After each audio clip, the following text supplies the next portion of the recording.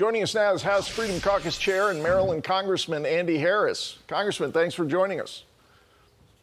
Yeah, good evening.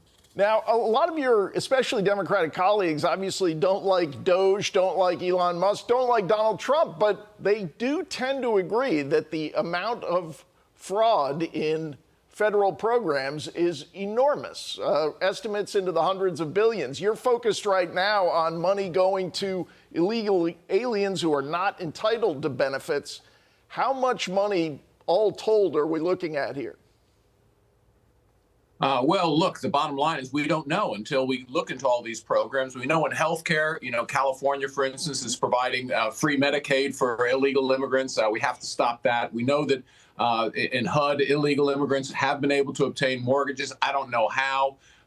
Again, it's throughout the federal government sector. Obviously, the last administration didn't care about it.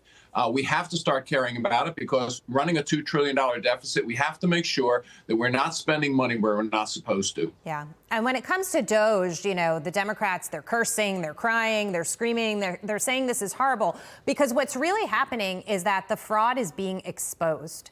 And so when we had an open border and we would report on our channel and on Fox News that illegal migrants were coming into this country and they were taking advantage of all of these programs to which they were not entitled, they were telling us that we were crazy, but we were not crazy. And this is actually what's happening. You had illegals taking advantage not only of the mortgage system for the opportunity to own a home in this country, which is so sacred to so many Americans who, by the way, can't do it right now. But you talk about the education system, you talk about the healthcare system, you talk about the cards, the electronic credit cards, at least here in New York City, that they were getting, the free housing. The list goes on and on. If we continue down this road, I mean, President Trump closed the border, but if we keep spending like this, we will literally go bankrupt.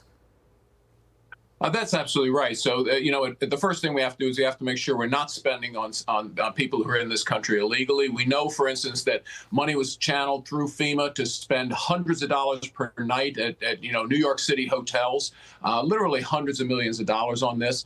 We can't afford that. We just have to tighten our belt. We've got a huge budget deficit. We have to deal with that. And obviously, one of the first things that has to go is fraud, waste, and abuse, and channeling benefits to illegal immigrants. Congressman, latest Congressional Budget Office report showing the fiscal disaster.